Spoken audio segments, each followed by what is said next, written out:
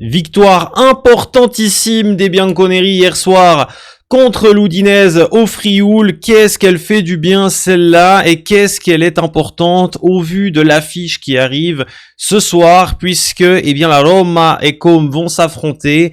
La Juve revient provisoirement dans le top 4 et franchement, on ne pouvait pas espérer mieux. Encore une fois, votre avis dans les commentaires de cette vidéo. Donnez-moi votre point de vue sur le match de hier. Je voulais pas vous donner le débrief suite au match parce que je pense que aussi c'est toujours important d'avoir un peu les retours et puis pouvoir suivre un peu les interviews d'après-match. Globalement, la Juve a ultra dominé hier. De manière générale, la Juve a fait une très très bonne prestation, une prestation d'équipe, une prestation solide. Commence le match avec pour la première fois la titularisation de Jérémy Boga. Et on est juste obligé de dire que voilà, Spalletti, on ne peut pas lui donner tort. Encore une fois, Boga buteur, Boga ultra intéressant. Au-delà de son but, au-delà de l'apport qu'il donne, et puis le fait qu'il est à 3 matchs consécutifs où il marque, il faut dire une seule chose. Au-delà du but, il y a énormément d'occasions. Et hier, un excellent portier en face qui nous forme énormément de possibilités. Très très remuant sur la pointe de la claque, il a posé énormément de problèmes. Je pense qu'il peut sortir de ce match avec en tout cas 2 buts s'il est un peu plus réaliste à la finition. Mais les gars, là ça fait plaisir. Je pense que Jérémy Boga, en un seul match, s'est créé plus d'actions que Jonathan David ou que Loïs Openda sur les 5 derniers. C'est complètement abusé. Et la Juve d'hier, le seul défaut qu'on peut lui trouver, c'est de pas tuer le match avant. Alors bien sûr, on va pas revenir sur ce but qui est annulé. L'interprétation de l'arbitre, est propre à l'arbitre.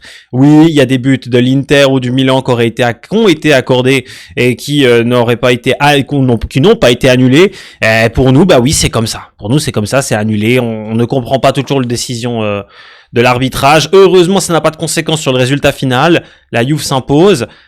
Ce que j'ai énormément apprécié hier, au-delà de ça, et ça coïncide aussi avec un défaut pour moi que ce joueur, c'est Kenan Yildiz. Homme du match hier, auteur d'un excellent match, passeur décisif pour Jérémy Boga, sert énormément de bons ballons, notamment pour le buteur d'hier.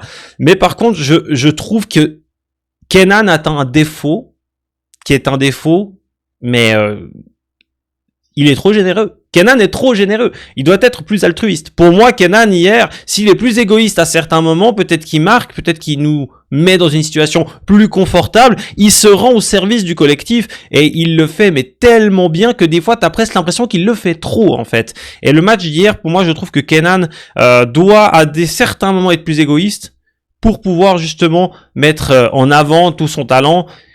Sincèrement, si Kenan était plus égoïste, je pense qu'aujourd'hui on pourrait compter entre 4 à 5 buts de plus au vu de son total actuellement de la saison. Et oui, Kenan, qu'est-ce qu'il est précieux offensivement, il est plus que précieux. J'ai beaucoup aimé également le match de Francisco Conceição. Défensivement, j'ai trouvé relativement solide. Mattia Pellin sort encore d'un clean sheet, ce qui donne également raison à Spalletti qui décide de mettre Di Gregorio sur le banc et qui fait confiance clairement à Mattia Pellin. En tout cas, il semblerait que ça va être comme ça jusqu'à la fin de saison. Il y a aucune raison de ne pas mettre Mattia Pellin dans les cages actuellement puisqu'il sort sur 2 clean sheets et il sort surtout de prestations solides. J'ai le sentiment qu'il rassure la défense, chose que n'apportait pas Di Gregorio. Prestations solides du coup du côté du Frioul. Moi, je suis ultra satisfait. J'attends avec impatience le match de ce soir. Il est clair qu'il y aura des points qui vont être égarés par des concurrents directs à la Ligue des Champions. Et si ce soir on se positionne en étant 4e et donc après 30 journées en position de qualification en Ligue des Champions, ce serait bien entendu magnifique. Le petit point noir, et on n'a pas eu trop d'informations, c'est la blessure et la sortie sur blessure du coup de Khéphren Thuram. Normalement, ça ne devrait pas être trop important pour le Français qui devrait rejoindre le groupe, relativement rapidement après une analyse. Normalement, on n'a pas eu de communication comme quoi c'est une blessure trop grave. Je pense que c'est plus de peur que de mal pour Khéphren, pardon. Et on espère le retrouver bientôt. Très intéressant aussi d'analyser un tout petit peu cette concurrence maintenant qu'on va avoir avec, directement avec Com, avec la Roma, ou même encore le Napoli, qui finalement n'est pas si loin. Le Napoli a gagné hier.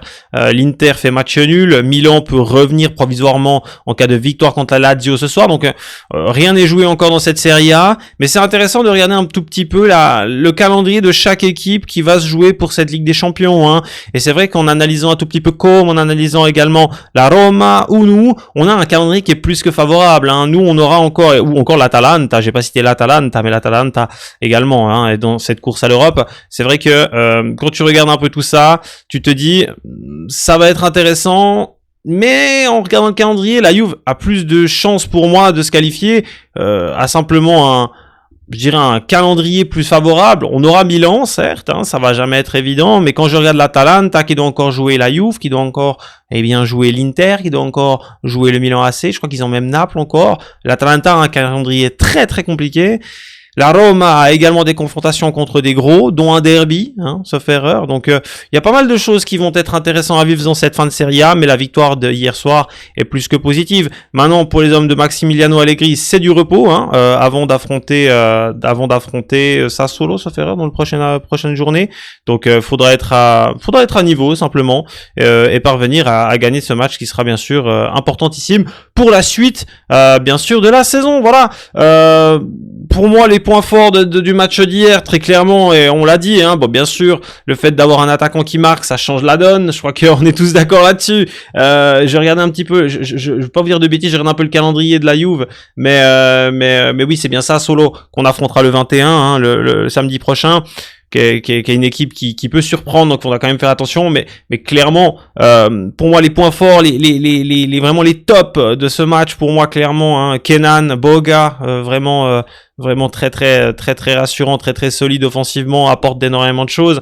Et puis je vais également citer pour moi Mattia Perin, parce que on n'y a pas plus tard qu'il y a 3 semaines, on était littéralement en crise.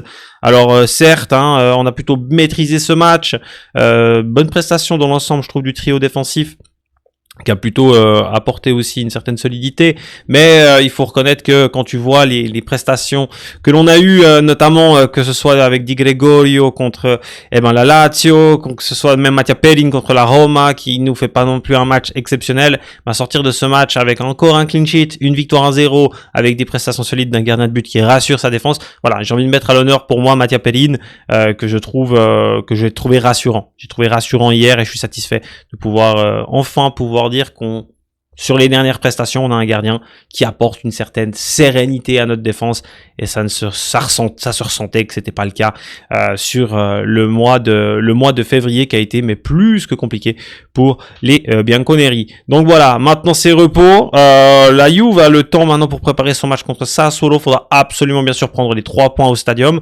mais bonne prestation. On aurait pu ressortir avec plus de buts, un peu plus de confort, hein, mais on dira que l'essentiel est acquis pour les Bianconeri. Et maintenant, il va falloir travailler en coulisses, parce que cette semaine, elle va être vraiment importante sur les prolongations de contrat, que ce soit de Luciano Spalletti, ou encore de Dusan Vlahovic. Voilà, tout ça va se faire très certainement courant de cette semaine. On va encore avancer dans les directions de ces dossiers-là pour pouvoir y voir plus clair au vu également de la saison prochaine. Spalletti, on l'a dit, il y a très peu de doutes que ça ne se fasse pas. Les derniers détails seront réglés très certainement durant la semaine et l'officialisation devrait arriver prochainement. Concernant le Serbe, c'est une autre histoire. Il faudra bien sûr discuter et trouver un terrain d'entente. Et c'est jamais évident quand surtout que Dusan Vlahovic divise quand même beaucoup. Mais pour ma part, j'ai déjà donné mon point de vue et je serai plus que pour une prolongation de contrat du Serbe. Votre avis dans les commentaires encore une fois sur ce match. La Juve s'impose 1-0 et assure l'essentiel du côté du Frioul. Merci, je vous souhaite un bon dimanche et on se retrouve très vite pour parler Juventus comme d'habitude. Fino alla fine e forza Juve.